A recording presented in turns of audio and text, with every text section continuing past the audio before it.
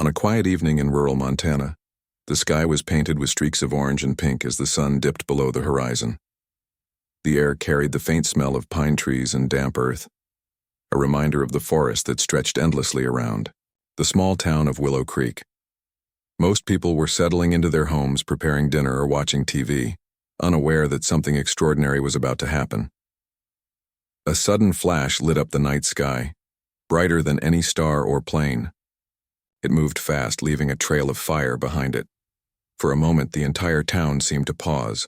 Dogs barked, car alarms blared, and people stepped outside to see what was going on. Then came the sound, a deep, thunderous boom that rattled windows and shook the ground beneath their feet. Whatever it was, it had crashed somewhere far off in the dense woods. Sam Carter stood in his driveway, staring at the glowing horizon. He was a tall man with broad shoulders and calloused hands from years of fixing cars at his garage. Sam wasn't the type to get excited easily, but this was different. His curiosity got the better of him, and he grabbed a flashlight before heading toward the forest. Not long after, Laura Bennett joined him. She was shorter than Sam, with curly brown hair tied back in a loose ponytail. A journalist by trade, she always had a notebook tucked under her arm and a camera slung over her shoulder. "What do you think it is?" Laura asked as they walked along the narrow dirt path leading into the woods. Her voice wavered slightly, torn between excitement and fear. "No idea," Sam replied, shining his flashlight ahead. "Could be anything, a meteor, maybe even a plane crash." The deeper they went, the more surreal the scene became. Trees were bent and scorched, their bark blackened as if touched by fire. The air smelled metallic, sharp and strange. Finally, they reached a clearing where the source of the commotion lay, a massive object half buried in the ground. It wasn't like anything either of them had ever seen before. Its surface shimmered faintly, catching the dim light of the moon. Smooth and seamless, it looked almost alive, as though it pulsed with energy. Laura took out her phone and started recording. This doesn't look natural," she muttered, her voice trembling. "Do you think it's alien?" Sam finished for her, his tone skeptical but intrigued. He stepped closer, examining the object carefully. Despite its otherworldly appearance, there were signs of damage. Scorch marks and dents marred its sleek surface. Something inside made soft clicking noises, rhythmic and mechanical. Before they could decide what to do next, a low groan emanated from within the craft. Both Sam and Laura froze, exchanging nervous glances. The sound repeated, louder this time, followed by what sounded like labored breathing. Whatever or whoever was inside, it was still alive. "We should leave," Laura whispered, taking a step back. "This isn't safe." But Sam hesitated. "If it's hurt, we can't just walk away." Against Laura's protests, he approached the object cautiously. After a few moments of searching, he found a seam along the side and managed to pry it open using a crowbar he'd brought from his truck. The interior was dark, illuminated only by the faint glow of strange symbols etched into the walls. In the center lay a figure, curled up and motionless. At first glance, it didn't look human. Its skin was pale and translucent, with veins that glowed faintly blue beneath the surface. Long limbs ended in delicate, webbed fingers, and its head was elongated, crowned with smooth ridges instead of hair. But what struck Sam most was the expression on its face. It wasn't one of anger or hostility, but of pain and fear. "It's real," Laura breathed, lowering her phone. Her hands shook as she filmed the creature from a distance. "This is actually happening." Sam knelt beside the alien, his heart pounding. He reached out slowly, unsure whether touching it would provoke a reaction. To his relief, the creature didn't move. Instead, its eyes fluttered open, revealing irises that shifted colors like liquid rainbows.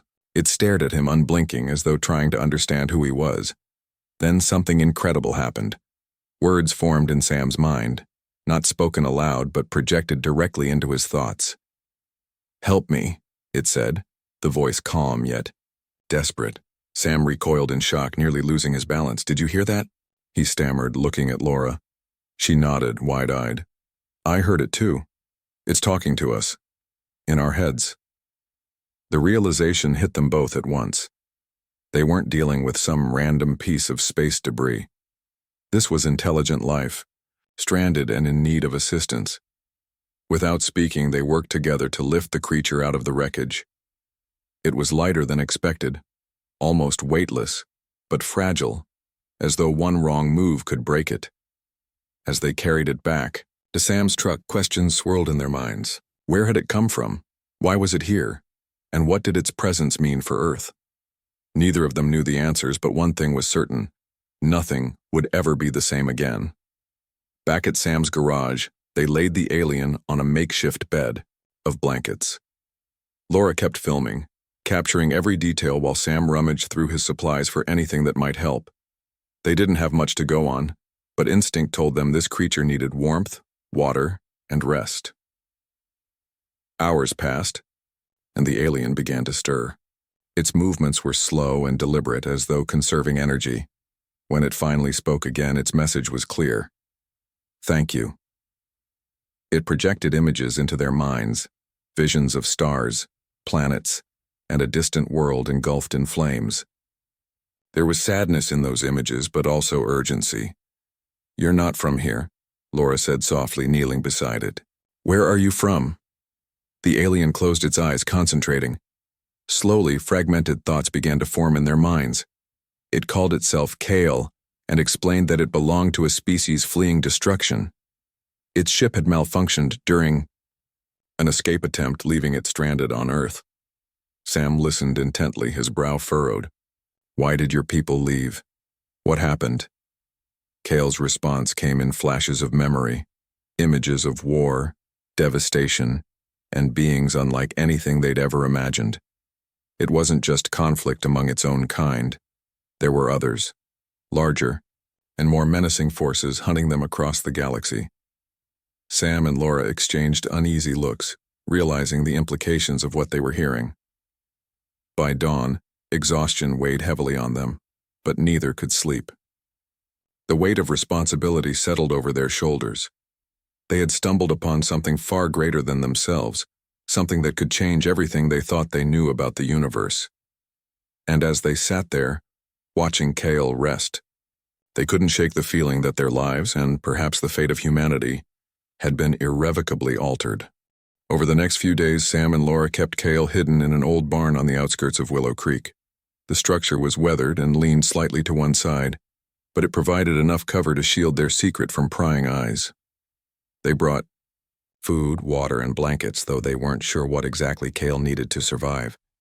It didn't eat or drink like a human, but it seemed to draw energy from the sunlight that filtered through cracks in the wooden walls. Kale's condition improved slowly. Its pale skin regained some color, and the faint blue glow beneath its surface grew steadier. As it recovered, it began communicating more frequently, using its telepathic abilities to share thoughts and images with Sam and Laura. These exchanges were overwhelming at first, flashes of unfamiliar landscapes, alien creatures, and advanced technologies, but over time, they learned to focus on the messages Kale wanted to convey. One evening, as the sun dipped below the horizon, Kale projected a vivid vision into their minds.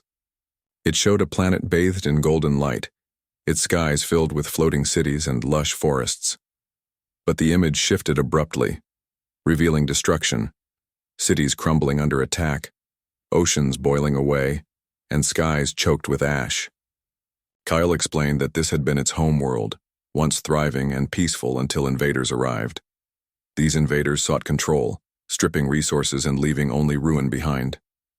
They came without warning. Kale's voice echoed in their thoughts. We fought, but we were outnumbered. My people fled, hoping to find sanctuary elsewhere.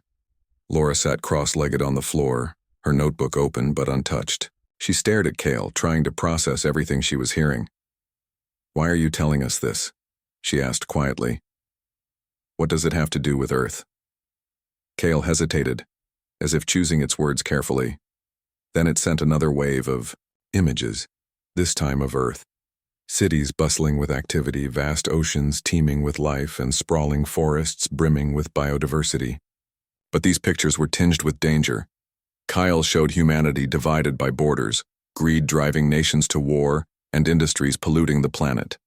Finally, it revealed shadowy figures watching Earth from afar, calculating and patient. "Your world is valuable," Kale said. "To them, you are both a threat and a prize. Your resources are abundant and your potential for growth is unmatched. But your unpredictability makes you dangerous. They will come for you." Sam clenched his fists, frustration bubbling inside him. "How can we stop something like that? We're just ordinary people." Kale's response was calm but firm. "You must wake your kind. Show them the truth before it is too late. Unity is your greatest strength, yet it is also your greatest challenge." The weight of Kale's words hung heavy in the air. Laura scribbled furiously in her notebook, jotting down fragments of the conversation. She knew this story could change the world, if anyone believed it. But how could she convince people that an alien survivor had warned them about an impending galactic invasion? Would they dismiss her as crazy? Or worse, would they panic? As the days passed, Kale continued sharing knowledge about its species, technology, and culture. It described ships powered by starlight, devices capable of healing wounds instantly, and societies built on cooperation rather than competition. Yet it also warned of the dangers posed by those who sought power at any cost. Through Kale's stories, Sam and Laura began to see their own world in a new light. Humanity's flaws, its divisions, conflicts, and disregard for the environment were not unique. Every civilization faced similar challenges, but not all survived. One afternoon, while Sam worked on repairing a tractor outside the barn, Laura noticed something unusual. A black SUV had parked along the dirt road leading to the property. Two men in suits stepped out, scanning the area with binoculars. Their presence made her uneasy. She quickly closed the barn doors and turned off the lights, her heart racing. "Sam," she whispered urgently, motioning toward the window. "We've got company." Sam joined her, peeking cautiously through a crack in the wall. The men were clearly searching for something or someone. He cursed under his breath. They must have seen the crash site. If they find Kale... Laura's mind raced. "We need to move it now." Working quickly, they wrapped Kale in a large blanket and carried it to Sam's truck. The alien was weak but conscious, projecting waves of gratitude mixed with urgency. "Time is short," it said. "Trust no one." They drove deep into the countryside, avoiding main roads and sticking to winding back paths. Eventually, they reached an abandoned bunker nestled in the hills. It had been used during wartime decades ago, but now stood forgotten, its entrance concealed by overgrown vines. Inside, the air was cool and damp, and the walls were lined with rusted shelves and crates. It wasn't ideal, but it would have to do. For hours, they set up a makeshift camp, ensuring Kale was comfortable. Exhausted, they collapsed onto the cold concrete floor, staring up at the cracked ceiling. Laura broke the silence. "Do you think we can really do this, wake up the whole world?" Sam sighed, rubbing his temples. "I don't know, but we have to try. If Kale's right, and I think it is, we're running out of time." Meanwhile, news of the mysterious object in the sky spread beyond Willow Creek. Social media erupted with speculation, ranging from government conspiracies to extraterrestrial encounters. Local authorities cordoned off the crash site, claiming it was a meteor impact, but rumors persisted. Some residents claimed to have seen strange lights in the forest, while others reported hearing eerie noises late at night. Laura uploaded snippets of her recordings to an encrypted server, careful not to reveal too much.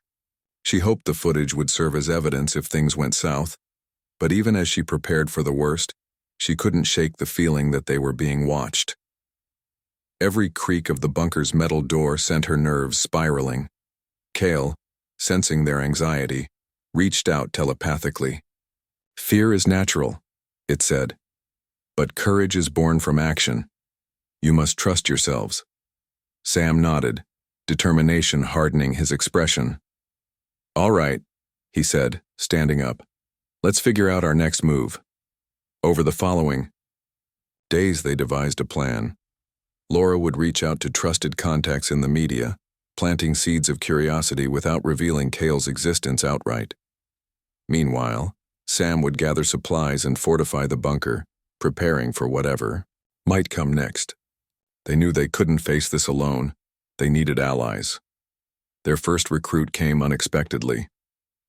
Alex Meyer, a former soldier turned farmer, stopped by Sam's garage looking for parts. When Sam mentioned needing help with a special project, Alex's curiosity got the better of him. After swearing him to secrecy, they brought him to the bunker. At first, Alex thought they were joking, but one look at Kale changed his mind. "This is insane," he muttered, pacing back and forth. "Aliens? Galactic invasions? Are you serious?" "It's real," Laura insisted, showing him the recordings. "And if we don't act, none of us will be ready when they arrive." Alex hesitated, then nodded.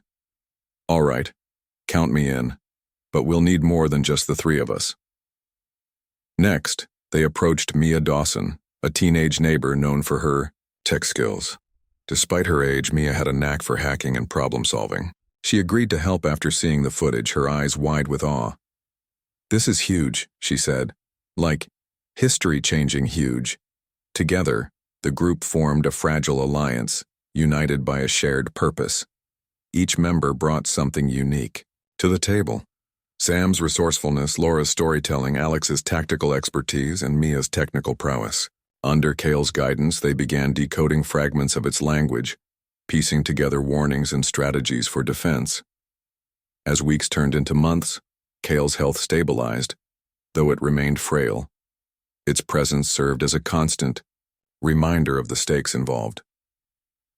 Humanity's future depended on their ability to unite a fractured world, a daunting task, but one they refused to abandon. Late one night, as the group huddled around a flickering lantern, Kale projected a final message. "The galaxy watches and waits. Prove to them that Earth is worth saving." In that moment, Sam, Laura, Alex, and Mia realized the enormity of their mission. They weren't just fighting for themselves, they were fighting for everyone. And though fear lingered in the shadows, so did hope.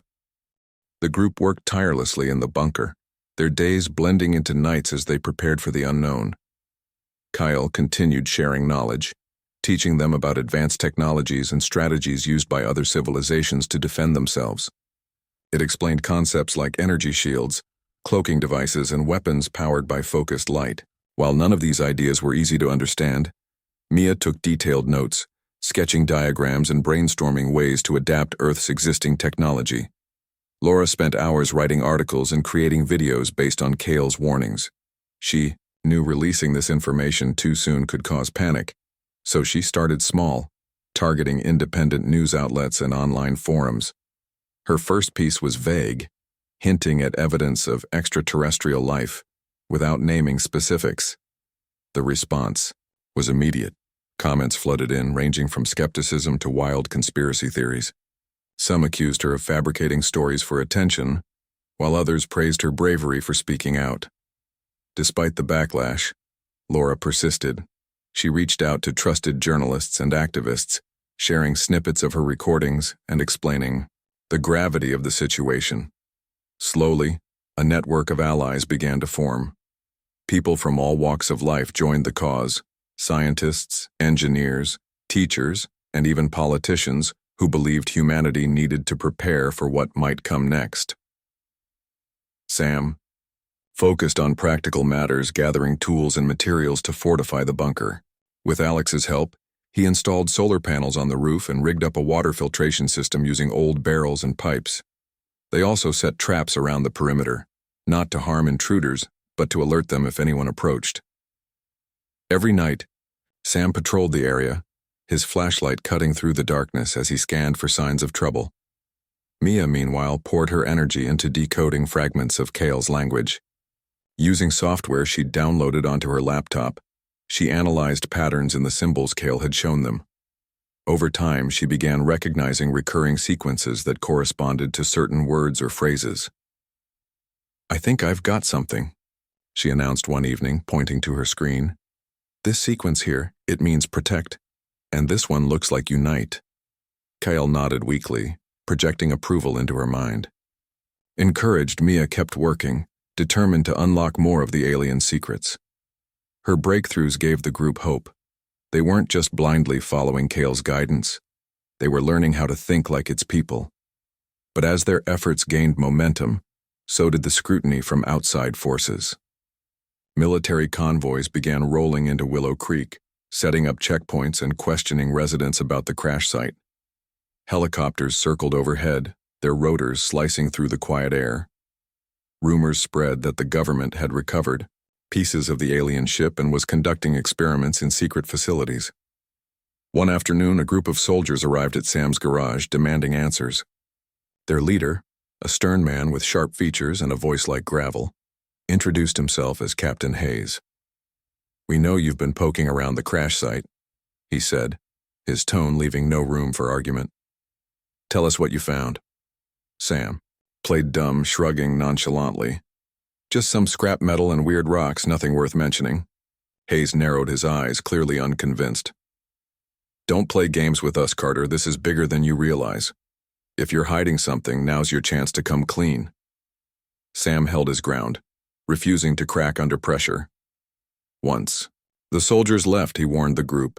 "They're getting closer. We need to move Kale again." Relocating wasn't easy.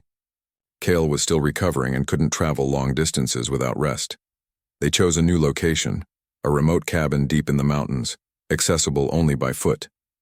The journey was grueling, especially for Laura, who struggled to keep up with the others, but they eventually reached the cabin where they settled in once more. Back in Willow Creek, tensions escalated. Soldiers confiscated cameras and phones, accusing locals of spreading misinformation. Protesters gathered outside the town hall holding signs that read, "Truth about the sky" and "No more secrets." Laura watched the chaos unfold online, her heart heavy with guilt. She wanted to tell everyone the truth, but Kale cautioned against it. "The wrong people will use fear to control your kind," it warned. "Speak wisely, or remain silent." As weeks passed, the global conversation shifted. Governments issued statements denying the existence of extraterrestrial life, but their evasiveness only fueled suspicion. Scientists debated whether Earth was truly alone in the universe, while religious leaders interpreted the events as signs of divine intervention. Conspiracy theorists claimed the crash was part of a secret military experiment gone wrong. Amidst the confusion, Laura decided to take a bold step. She uploaded a video featuring blurred footage of Kale, careful not to reveal its face or exact location. In the video, she spoke directly to the camera, her voice steady despite the weight of her words. "What I'm about to share may sound unbelievable, but I assure you it's real. Humanity is not alone in the universe. We have a choice: to unite and prepare, or to ignore the warning and face the consequences." The video went viral within hours, sparking outrage and disbelief. Critics called it a hoax, while supporters hailed her as a hero. Overnight, Laura became a polarizing figure, drawing both admiration and hostility. Death threats poured in, forcing her to go into hiding with the rest of the group. Despite the backlash, the video achieved its purpose. It forced people to pay attention. Around the world, communities began organizing meetings to discuss the possibility of alien contact. Engineers and inventors collaborated on projects inspired by Kale's descriptions of advanced technology. Environmentalists urged nations to prioritize sustainability, arguing that Earth's resources would be key to survival. Inside the mountain cabin, the group monitored the growing movement with cautious optimism. Kale remained weak, but continued, offering guidance emphasizing the importance of unity and cooperation. "Your strength lies in diversity," it said. "Embrace it." Sam and Alex trained volunteers in basic survival skills, teaching them how to build shelters, purify water, and defend themselves. Laura worked with Mia to create educational materials, translating Kale's messages into simple terms anyone could understand. Together, they built a network of informed citizens ready to act when the time came. One evening, as snow fell softly outside the cabin, Kyle shared a final vision. It showed Earth surrounded by ships, not hostile ones, but vessels filled with curious beings eager to learn and trade. "This is possible," Kyle said, "but only if you choose peace over fear." The image lingered in their minds long after Kyle fell silent. For the first time since discovering the alien survivor, they allowed themselves to imagine a future where humanity thrived alongside other species. It wouldn't be easy, but they were willing to fight for it. As dawn broke over the mountains, painting the sky in hues of pink and gold, Sam looked at his companions. "Whatever happens next," he said, "we'll face it together." And for the first time in months they felt a glimmer of hope, not just for themselves, but for the entire planet. Months had passed since Kale's arrival, and the world was changing. Laura's videos and articles had ignited a global movement. People from every corner of the planet began talking about unity, sustainability, and preparation for what might come next. Some dismissed the warnings as fear-mongering, but others took action. Communities came together to build networks of trust, sharing resources and knowledge. Engineers worked day and night to develop technologies inspired by Kale's descriptions, while scientists studied the recordings Laura had released, searching for clues about alien civilizations. Inside the mountain cabin, the group felt both hopeful and anxious. They had done everything they could to spread Kale's message, but they knew it wasn't enough. The invaders Kale had warned them about were still out there, watching and waiting. Every night, Sam patrolled the perimeter of the cabin, his flashlight cutting through the darkness. Alex kept watch with him, armed with a rifle he hoped never to use. Mia spent her days decoding more of Kale's language, while Laura coordinated with allies around the world, ensuring their efforts remained focused, and organized. Kyle grew weaker with each passing day. Its translucent skin dimmed and the faint glow beneath its surface flickered like a dying light. Despite its frailty, it continued to guide them, projecting images of Earth's potential future into their minds. It showed cities powered by clean energy, oceans teeming with life, and people working side by side regardless of nationality or background. But it also showed the opposite, a world consumed by greed, fear, and division, crumbling under the weight of its own mistakes. "We must choose," Kyle said one evening, its telepathic voice softer than before. "Your actions now will shape your destiny." The group nodded solemnly, understanding the gravity of Kyle's words. They weren't just fighting for themselves, they were fighting for everyone on Earth. Yet, despite their determination, doubt lingered in their minds. Could humanity truly unite? Or would fear and selfishness win out? One fateful night, the answer came. The sky darkened unnaturally, as if the stars themselves had been extinguished. A low hum filled the air, vibrating through the ground and rattling windows miles away. Then, without warning, massive ships descended from the heavens, their shapes unlike anything anyone had ever seen. They were sleek and organic, pulsating with an eerie green light that illuminated the landscape below. Sam and Alex ran outside, their breaths visible in the cold night air. The ships hovered silently, casting long shadows over the mountains. For a moment, everything seemed frozen in time. Then a voice boomed across the land, not through speakers, but directly into people's minds. "You are trespassing on sacred ground. Surrender your resources or face annihilation." Panic erupted worldwide. Cities descended into chaos as people fled their homes, seeking shelter wherever they could find it. Governments scrambled to respond, launching missiles and deploying armies in a desperate attempt to defend themselves. But the invaders' ships remained untouched, their shields absorbing every attack. Back at the cabin, the group gathered around Kyle, who lay motionless, on a makeshift bed, its eyes opened slowly, glowing faintly as it projected a final message. "They are here. You must act now." Laura's hands trembled as she recorded the scene, knowing this might be their last chance to document Kale's existence. "What do we do?" she asked, her voice barely above a whisper. Kale's response was calm but urgent. "Show them who you are. Stand together, and they will see your strength."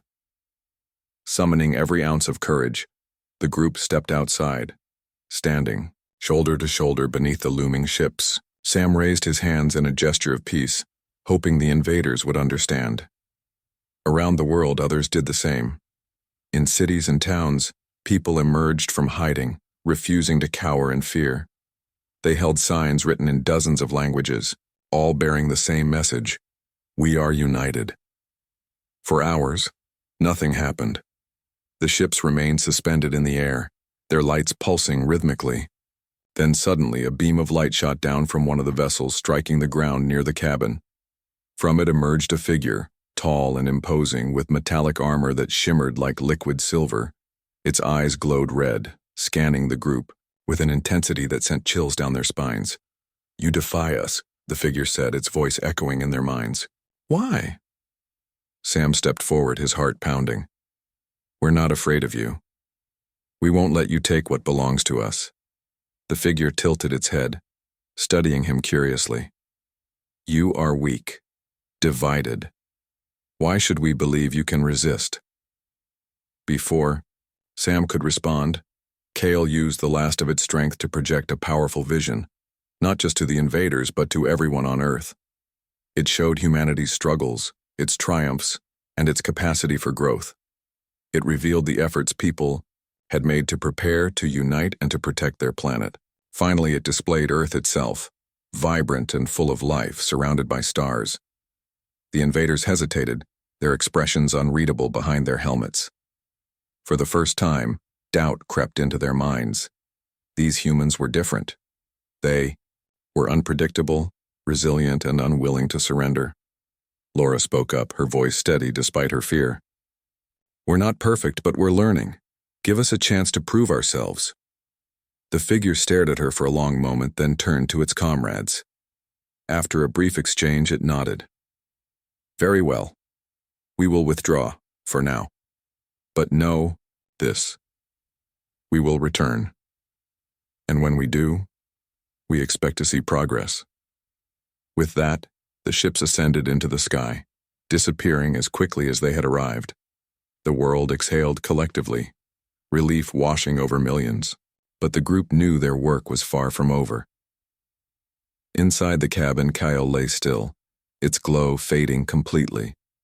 Tears streamed down Laura's face as she realized it was gone. Sam placed a hand on her shoulder, offering silent comfort. Though Kyle was no longer with them, its legacy lived on, in the hearts of those who had listened, in the actions of those who had stood together, and in the hope that humanity could rise to meet the challenges ahead. As dawn broke over the mountains, painting the sky in soft hues of orange and pink, the group stepped outside. The air felt lighter, as if the weight of the universe had lifted slightly. They looked at each other, exhausted but determined. "We did it," Mia said softly, breaking the silence. "For now, at least." Sam nodded, his gaze fixed on the horizon. "This isn't the end. It's just the beginning." And with that, they returned to their work, knowing the galaxy and humanity would never be the same again. The days following the invaders' departure were a blur of activity. News outlets around the world struggled to make sense of what had happened. Footage of people standing together beneath the alien ships spread like wildfire, sparking debates about humanity's response. Some praised the courage of those who had faced the unknown without violence, while others criticized the lack of military action. Governments convened emergency meetings trying to decide how to prepare for the invaders' promised return. Inside the mountain cabin, the group felt both relief and unease. Kale was gone, but its influence lingered in every decision they made. Sam, Laura, Alex, and Mia worked tirelessly to keep the momentum going. Knowing that unity was fragile and could crumble under pressure, they reached out to their growing network of allies, urging them to stay focused on the goals Kale had outlined: sustainability, cooperation, and innovation. Laura continued writing articles and creating videos, sharing stories of communities coming together to build a better future. She highlighted projects like urban gardens, renewable energy initiatives, and educational programs designed to teach people about the importance of working as one. Her words resonated with millions, inspiring even more individuals to take action. Mia poured her energy into advancing the technology inspired by Kale's teachings. Using the diagrams and notes she had compiled, she collaborated with engineers and scientists worldwide. Together, they developed prototypes for energy shields, communication devices capable of reaching distant stars, and tools powered by natural resources. Progress was slow, but each breakthrough brought them closer to defending Earth against whatever might come next. Sam and Alex traveled across the country, training volunteers in survival skills and organizing drills to prepare for another encounter with the invaders. They emphasized the importance of staying calm and working together, reminding everyone that fear would only weaken them. Their efforts paid off. Communities grew stronger, bonds deepened, and trust began to replace suspicion. Despite these strides, challenges remained. Not everyone believed in the cause. Some argued that humanity should focus on immediate problems like poverty and disease, rather than preparing for an uncertain threat. Others dismissed the entire event as a hoax, claiming the ships had been nothing more than advanced drones or government experiments. Skeptics mocked Laura and her followers, accusing them of spreading panic for personal gain. But the group refused to let negativity derail their mission. They knew the truth, and they trusted that others would eventually see it too. As weeks turned into months, the movement gained traction. Cities transformed into hubs of innovation, with skyscrapers covered in solar panels and streets lined with trees planted to combat pollution. Farmers adopted sustainable practices, reducing waste and preserving soil health. Schools introduced new curriculums focused on science, empathy, and global citizenship. One evening, as the sun dipped below the horizon, the group gathered outside the cabin to reflect on their progress. The air was crisp, carrying the scent of pine needles and fresh snow. Sam leaned against a tree, his arms crossed as he gazed at the stars. "Do you think we're ready?" he asked, breaking the silence. Laura sighed, wrapping her coat tighter around herself. "I don't know if we'll ever be completely ready, but we've come a long way since Kale first arrived." Alex nodded, his breath visible in the cold air. "We've shown the invaders, and ourselves, that we're capable of change. That has to count for something." Mia looked up from her laptop where she had been reviewing data from their latest experiments. "It does count," she said firmly. "And we're not done yet. There's still so much we can do." Their conversation was interrupted by a sudden flash of light in the sky. The group froze, their eyes fixed on the heavens. At first they thought the invaders had returned, but this time the ships were different, smaller, sleeker, and glowing, with a warm golden hue. Several descended slowly, landing in fields and open spaces around the world. From one of the ships emerged a figure unlike the armored beings they had encountered before. It was tall and slender, with smooth, iridescent skin that shimmered in the moonlight. Its eyes glowed softly, radiating kindness rather than hostility. It approached the group cautiously, raising a hand in greeting. "We have watched your progress," it said, its voice gentle and melodic. "You have surprised us." Sam stepped forward, his heart pounding. "Who are you?" The figure smiled, though it had no mouth. "We are explorers, seekers of knowledge. When our counterparts reported your defiance, we decided to investigate further. What we found was remarkable." Laura exchanged a glance with the others, unsure whether to feel relieved or wary. "What happens now?" she asked. The figure gestured toward the ship. "We wish to learn from you as you have learned from us. Your resilience, your creativity, your ability to unite despite differences. These qualities are rare in the galaxy. We believe you may hold the key to solving problems that have plagued civilizations for millennia." The group listened in stunned silence. For years, they had feared invasion and destruction. Now they were being offered a chance to collaborate, to share their strengths and grow alongside other species. Over the following weeks, humanity entered a new era. The explorers shared knowledge and technology, helping Earth transition to a fully sustainable society. In return, humans taught them about art, music, and the power of storytelling. Together, they worked to heal damaged ecosystems and explore the far reaches of space. Sam, Laura, Alex, and Mia became symbols of hope, traveling the stars alongside their new allies. Though Kale was gone, Its legacy lived on in every decision they made. Humanity had awakened, not just to the dangers of the universe but to its own potential. As Earth flourished, the galaxy watched with admiration. For the first time in history, the stars seemed brighter, the void less lonely. And though challenges lay ahead, humanity faced them with courage, knowing they were no longer alone. The galaxy never slept again, not because of fear, but because of possibility.